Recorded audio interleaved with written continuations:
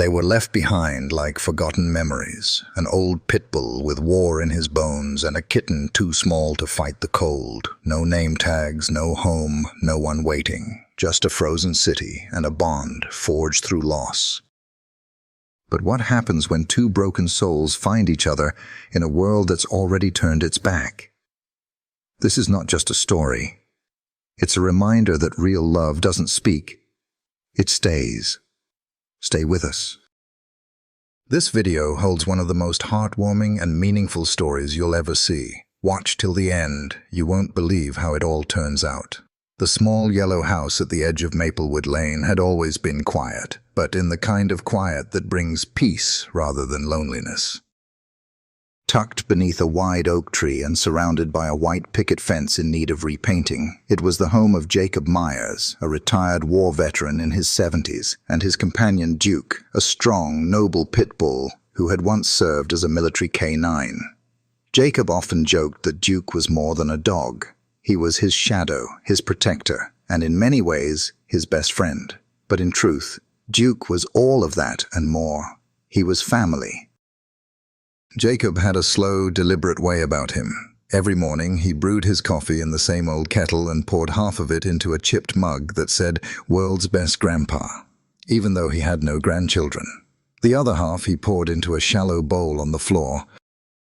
Duke didn't care for coffee, but he licked it every morning, just enough to keep the routine going. A few weeks before everything changed, Jacob had brought home a small, scrappy ball of fur from the shelter.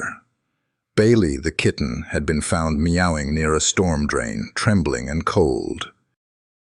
Jacob, moved by a sense of duty and love, had said to Duke, "You're getting older, buddy. Thought you could use a little company." Duke wasn't so sure at first. The kitten had too much energy, climbing on counters and chasing dust motes in sunbeams.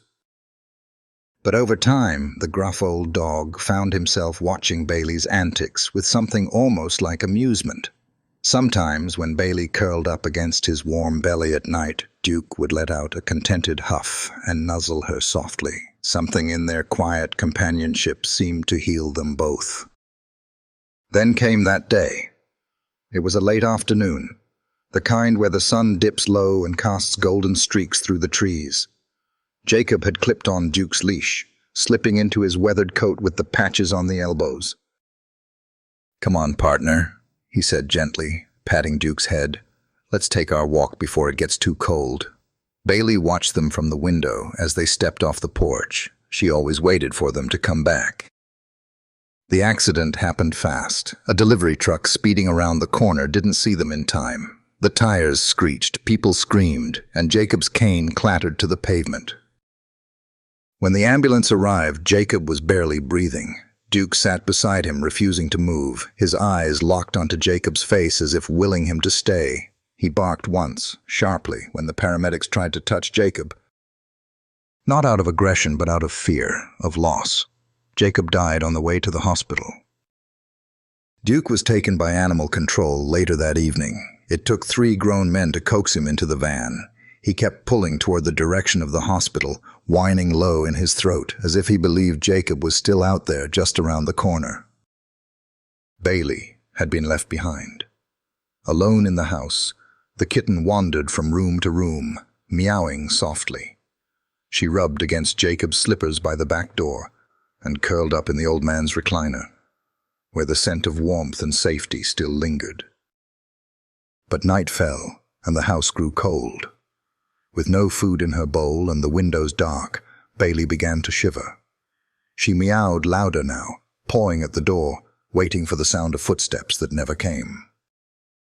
The next day, a city worker came to place a lock on the front gate. No one noticed the little gray kitten pressed against the curtain, her tiny body thin and scared. Duke, meanwhile, sat in the concrete kennel of the city shelter, ears drooped and eyes clouded with sorrow. Other dogs barked and howled around him, but he made no sound. He didn't eat. He didn't sleep. His world had collapsed in a single moment, and no one could explain why. To the volunteers, he was just another pit bull with a sad story. But to Duke, nothing about this was ordinary. His heart still beat in time with the man who had once called him partner.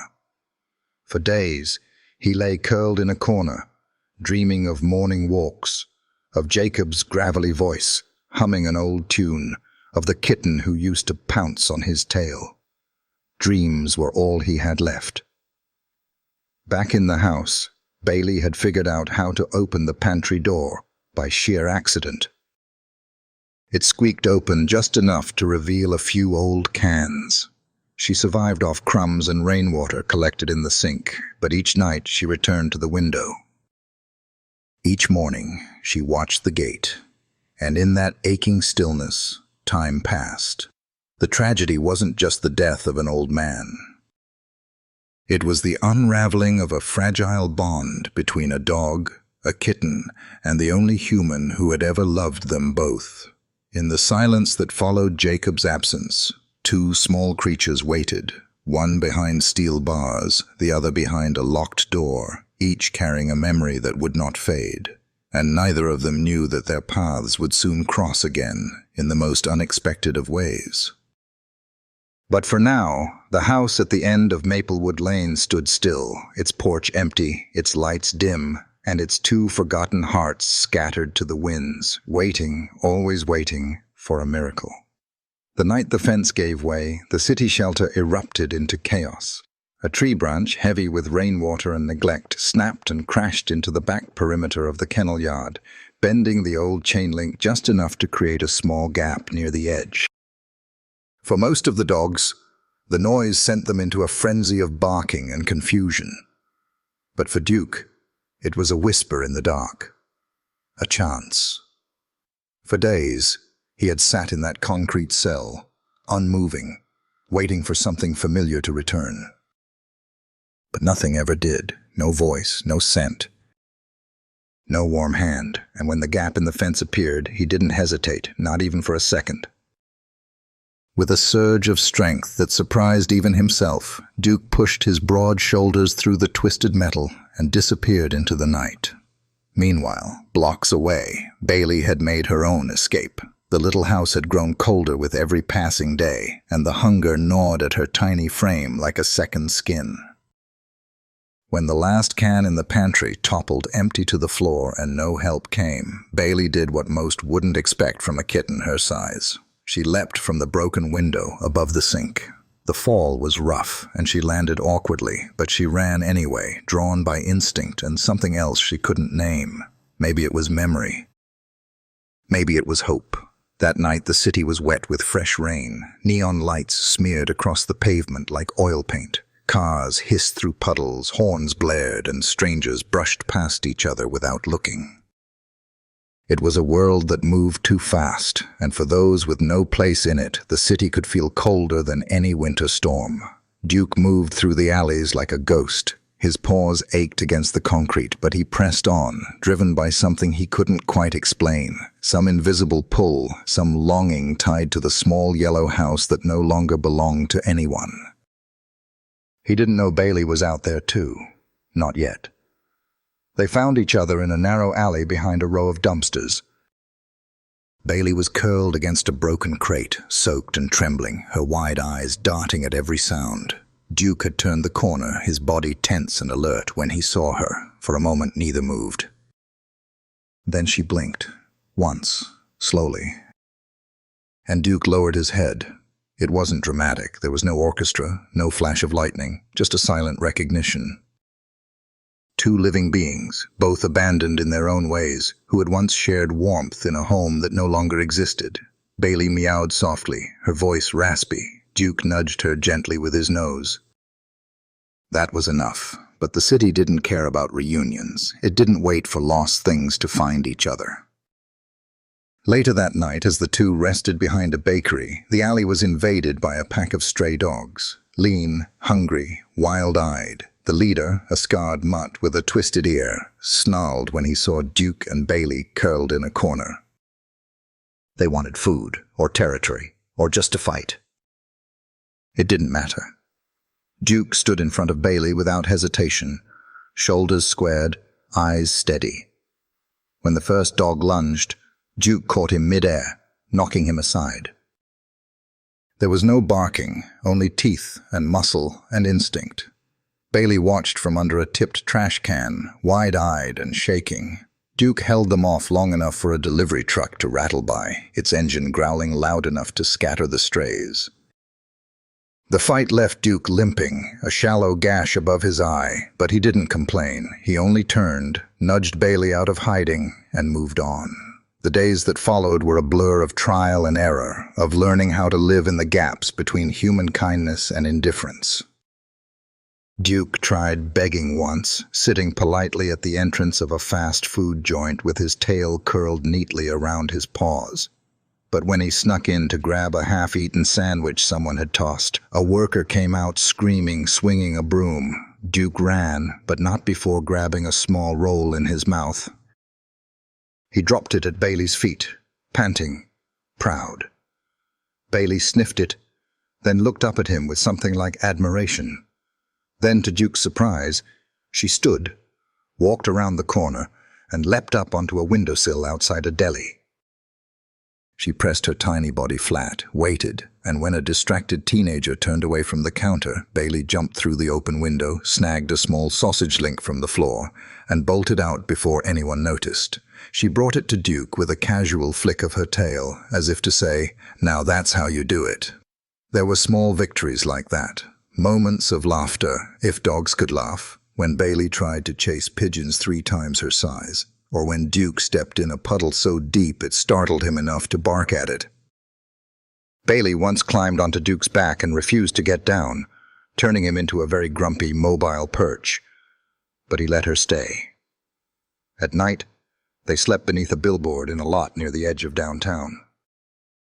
Duke kept his body curled around Bailey, keeping her warm. Her purring, soft and steady, was the only comfort either of them had.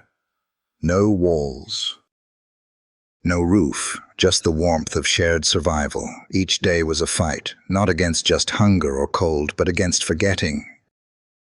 Forgetting the warmth of a home, the touch of kindness, the reason they kept walking. But every time Duke saw Bailey's face, every time Bailey curled against his chest, they remembered. They remembered love. They remembered Jacob. And that was enough to keep going. They wandered without direction, driven only by instinct and an invisible thread that tied them together. Duke and Bailey, once the heart of a quiet home, now drifted through a city that never looked twice at anything without a leash or a voice.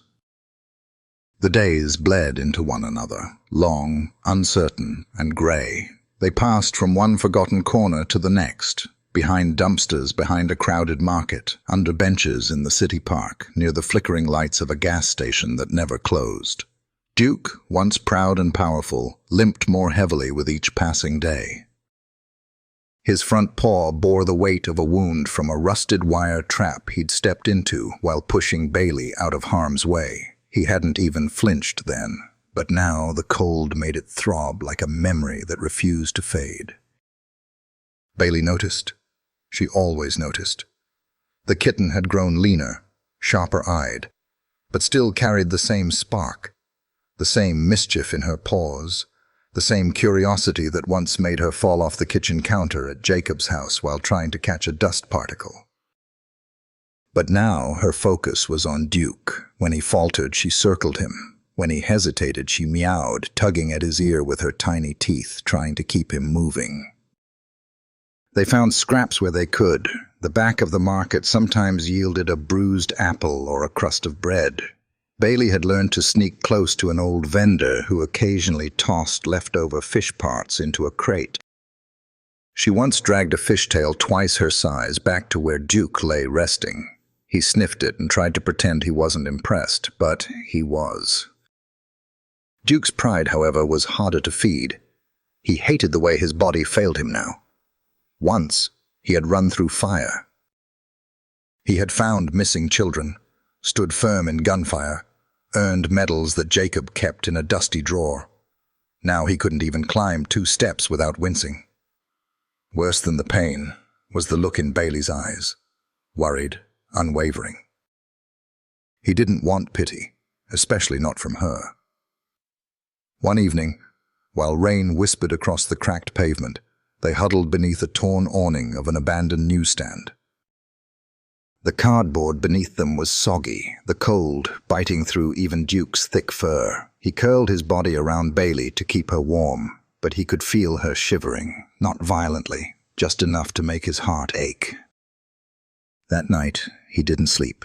He lay awake, listening to the city breathe. Distant sirens, a car horn, the rattle of bottles in the alley. He thought about Jacob. About the warm couch, about mornings that smelled like bacon and old books. And he thought about Bailey, curled up beside him, still believing somehow that everything would be okay. That he could fix things, but he couldn't. He didn't even flinch when a rat scurried across the sidewalk nearby. That used to send him into alert mode. Now, he simply watched it pass. Bailey woke just before dawn and stretched, her paws tiny shadows against the concrete. When she looked at Duke, she saw the way his eyes stayed down, how his ears no longer perked. She knew that look. She had seen it once, in the shelter, on the oldest cat's face, the one who never looked up when people passed. So she did something absurd. She pounced on a dried leaf that had blown under their awning. It skittered across the ground, and Bailey chased it, leaping, spinning, flipping in midair. She batted it toward Duke and then dove after it, meowing dramatically like she'd cornered a tiger. When it flipped onto Duke's nose, she stopped, wide-eyed, then sprang straight up and landed in a clumsy tumble that made her squeak. For a second, Duke didn't react. Then his mouth twitched. A low, barely audible huff came out, half sigh, half laugh. It wasn't much. But it was the first sign of light he'd shown in days. Bailey batted the leaf once more toward him, then flopped down and curled into a ball beside his chest. She didn't need thanks. She just needed him to remember something beyond the ache. Later that day, as the cold grew sharper, Bailey tried once more to find food. She tracked a small rodent across a courtyard, moving quietly. She didn't catch it, but she found a torn sandwich bag someone had thrown from a passing car. Inside was part of a soggy roll and something that once resembled ham. She dragged it back, paws raw from the gravel. Duke watched her return, something shifting in his gaze. He didn't want to take it, but when she nudged it toward him, wide-eyed and firm, he ate slowly, gratefully. For once, he didn't try to pretend he wasn't starving. That night, the rain turned colder. The drizzle turned to sleet. Bailey curled under Duke's chin, her tiny body rising and falling with his breath. His paw, bandaged in an old scarf Bailey had once pulled from a trash pile, rested gently over her. They didn't speak, not in ways humans would understand. But the silence between them was louder than any words. They weren't strong anymore. They weren't fast. They had no plan, no home, no rescue in sight, but they had each other, and sometimes when all else slips away, that's the one thing that keeps hope from dying. It happened on a Thursday afternoon, under the muted haze of a sky that couldn't decide whether to rain or shine. The marketplace was alive with the hum of ordinary life, the rustling of paper bags, the sharp voices of vendors calling out prices, the thud of crates being moved. No one noticed the dog at first, not right away. Duke had made it as far as the edge of the fruit stand before his legs gave out. The pain in his paw had worsened overnight, and he hadn't eaten in nearly 3 days. His once proud frame now looked sunken, his ribs visible beneath his dusty coat. Bailey, trotting beside him, noticed immediately when he began to falter. She darted around to face him, meowing in alarm, but he could barely lift his head. When he finally collapsed, it was without sound, just a heavy, slow fall that crumpled into the sidewalk like a breath being released. Bailey froze for a heartbeat, then sprang into action. Her meows were sharp and frantic, slicing through the hum of the market like sirens. She climbed onto a milk crate, then up a stack of flattened boxes. From there, she jumped onto the hood of a delivery truck and scrambled to the roof. A few people pointed and laughed, mistaking her panic for playful antics. She didn't care. She darted to the edge, screeched, then leapt to a canvas awning which sagged under her weight before tossing her forward onto the pavement again. She limped for a second, shook it off, and zeroed in on a woman holding a grocery bag in one hand and a coffee cup in the other. Bailey ran up and swiped at the woman's paper bag, ripping a corner and sending an apple rolling into the street. The woman gasped, startled. Bailey didn't run away. She sat there, tail curled around her feet, eyes wide, pupils large and pleading. Her meow this time was different, quiet, desperate, broken. Emma Hayes hadn't planned to stop that day. She usually didn't come to this market. But she'd had a rough night. The dreams had returned. The ones with Duke. But not this Duke. Her Duke. Samson. The golden retriever she'd raised from a puppy, who'd passed away the previous winter after 15 loyal years. It had left a space in her heart she hadn't yet learned to fill. The cat was staring at her. Then she saw the dog. A few yards away, just behind the fruit stand, a Pitbull lay motionless, his chest rising shallowly. Something in the way his body curled, protective even in collapse, triggered something deep in Emma's memory. She dropped her groceries without thinking. Emma rushed over, her knees aching as she knelt beside the dog. His eyes were open, barely. His breathing was ragged. And yet, when Bailey meowed again, he stirred. Weakly, his paw twitched. His head moved half an inch in her direction. "He's still fighting," Emma whispered. She turned to a vendor. "Do you have water?" Someone brought a bottle. Emma emptied half of it into her palm and gently coaxed Duke's mouth open, letting the water drip past his tongue. He blinked slowly. She took off her jacket, placed it under his head. Bailey crawled into the crook of Duke's neck, her body pressed tight against his. It was the most heartbreaking thing Emma had seen in a long time. That was the moment she made her decision. The ride in her car was quiet. Duke lay on a towel in the back seat, eyes fluttering but not quite closing. Bailey sat on the passenger seat, staring at him the entire time, her tiny face full of worry. Emma didn't speak. She just drove, jaw tight, heart pounding. Back at her home, a modest cottage on the edge of a wooded road, Emma got to work. She ran a warm bath in the laundry sink and gently washed the grime and blood from Duke's fur. He didn't resist. His body sagged into her arms like a child too tired to cry. Bailey stood on the counter, watching every move, occasionally swatting at the bubbles like she was quality checking them. Emma wrapped Duke in a soft fleece blanket and laid him in front of the fireplace. She brought a bowl of warm chicken broth, spoon-fed him slowly, whispering the way she used to with Samson. She didn't expect gratitude. She only wanted to give comfort. Bailey, meanwhile, took all of 2 minutes to decide this was home. She leapt onto the couch, pawed at the throw pillow, and spun in a circle before settling in like she'd been there forever. When Emma walked past with a heating pad for Duke, she found Bailey curled up and purring, one paw draped dramatically over the armrest. Emma chuckled for the first time in weeks. Later that evening, she sat beside Duke, watching the fire flicker. She rubbed ointment into his paw and whispered, "You're safe now. No more streets. No more pain." He opened one eye at the sound of her voice and gave a faint sigh. That was all. She didn't yet know his name. Didn't know the medals he once earned, or the man he once guarded. She only knew that something about him stirred an ache in her chest that felt a little too familiar. He had the look of someone who had once given everything, and lost more than anyone should.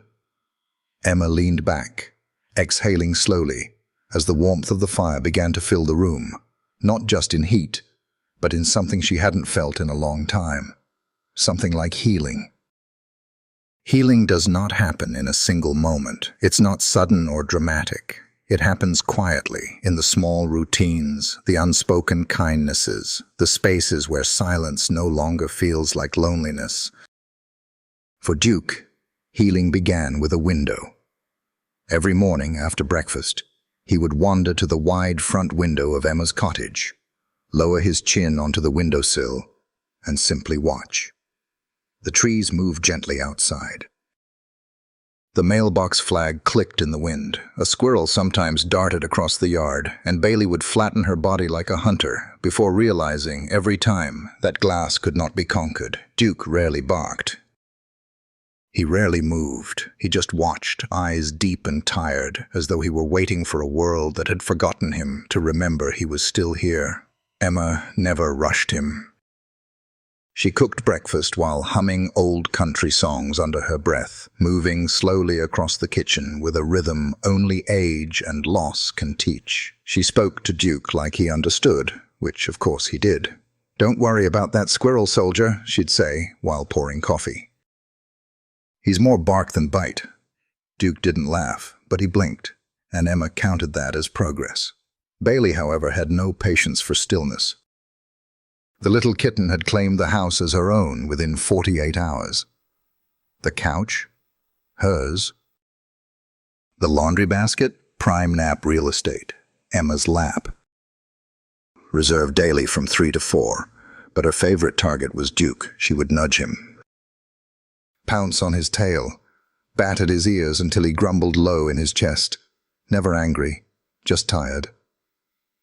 Sometimes when he refused to move, Bailey would grab a sock from the laundry and drag it into the living room, dropping it in front of him like a challenge. He never accepted it, not at first. Then one morning, when Emma stepped out to check the mailbox, she returned to find the sock in Bailey's mouth and Duke on his feet, tail gently wagging. Emma didn't say a word. She just smiled. The little things piled up. Duke started following Emma from room to room again. He sat patiently near the kitchen table, no longer out of fear, but habit. When Emma turned on the TV at night, Duke lay near her feet, eyes half closed, and Bailey would climb into her lap, curl into a crescent, and purr like a soft motor. Sometimes, Emma reached down with one hand, brushing her fingers through Duke's fur, while her other rested on Bailey's back. In those moments, something long dormant stirred in her heart. It was Bailey who gave Duke a new job. Not the old kind. There were no search missions now, no orders to follow. But Duke had a new responsibility. Bailey, keeping her from chewing cords, from knocking mugs off counters, from jumping onto the bookshelf in a heroic but poorly executed leap. Bailey was chaos wrapped in fur, and Duke was her reluctant guardian. When Emma caught Bailey standing in the sink, again she turned to Duke and said, "You need to keep an eye on your sister." Duke just sighed, but he did. He always did. The turning point came one weekend morning when Emma took them both for a ride in her car. Bailey naturally had her face pressed against the window within seconds. Duke sat still, ears alert, unsure of where they were going. The car didn't smell like a vet's office. That was a good start. They arrived at a small building with cheerful flowers near the entrance. The sign read, "Willow Ridge Senior Living Center." Emma leaned over to Duke and whispered, "It's time you made some new friends, sweetheart." Inside, the air was filled with soft piano music and the quiet shuffle of feet. A few residents were reading. One was knitting when Emma walked in with Duke on a leash and Bailey tucked in a soft sling bag on her chest. Heads turned and smiles bloomed. "Is that a Pitbull?" one elderly man asked, raising an eyebrow. Emma nodded proudly. "His name is Duke. He's a veteran." That word, veteran, carried weight. Several of the residents sat up straighter. One woman, whose hands trembled slightly, reached out. Duke stepped forward, slowly, carefully, and laid his head in her lap. The woman cried. From then on, every Saturday morning, Duke and Bailey visited Willow Ridge. Duke walked patiently beside wheelchairs and walkers. He let people pet him, hold his paw, speak to him in voices cracked with age. He never flinched. He only listened. Bailey was another story. She zipped from lap to lap like a tiny, furry whirlwind.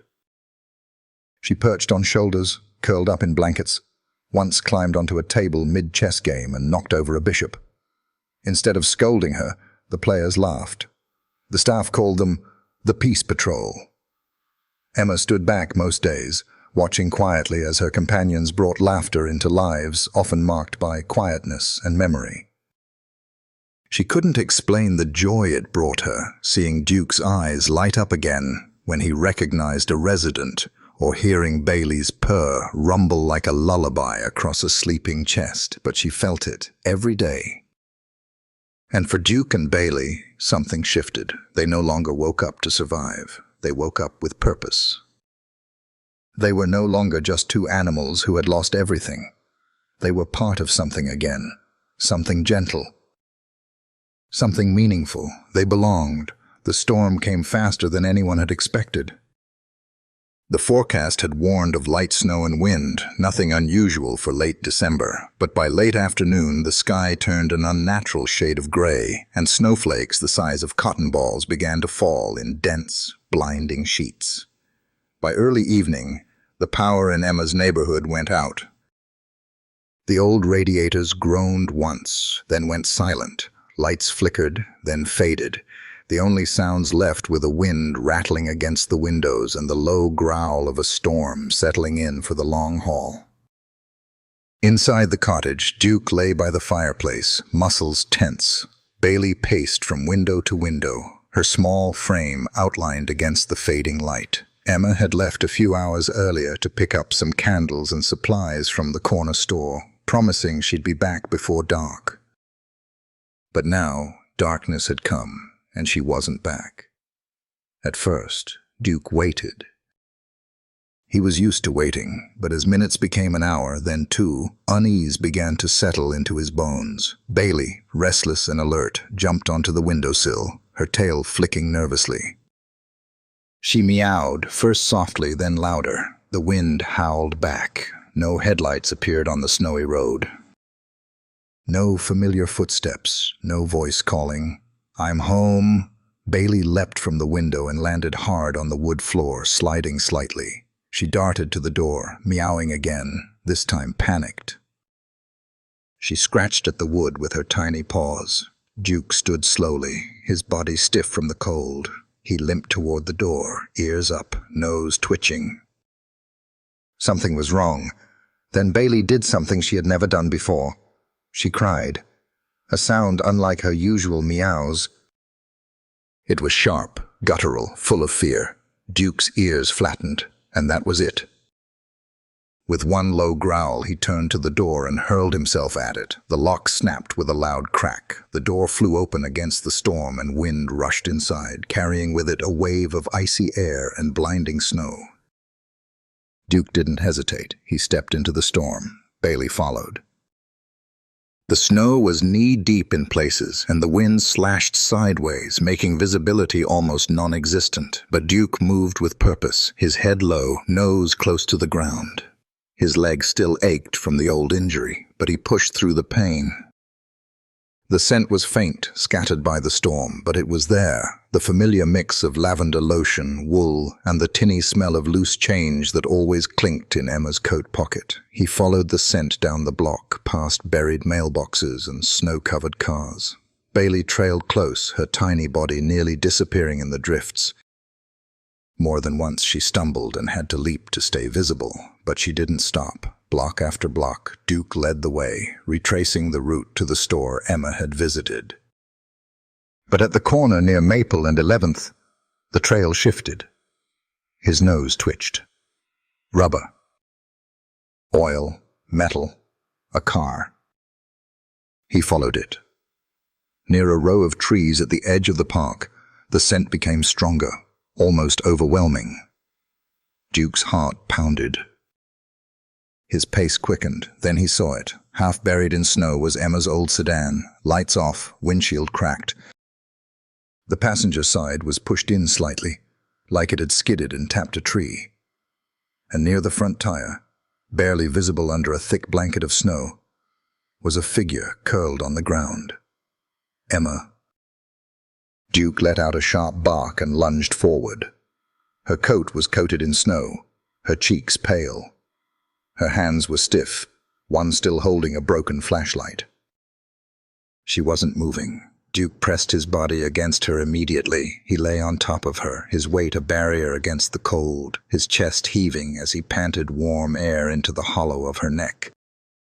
He nudged her face with his nose, once, twice, again.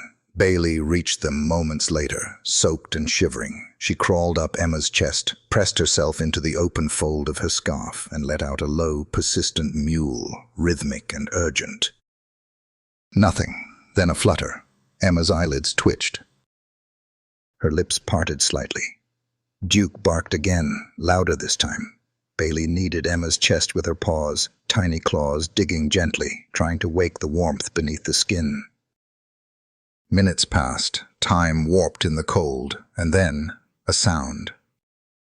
Faint but clear, the distant wail of sirens. Someone must have seen the broken fence. Maybe a neighbor noticed the door left open, or maybe fate had one more kindness to spare.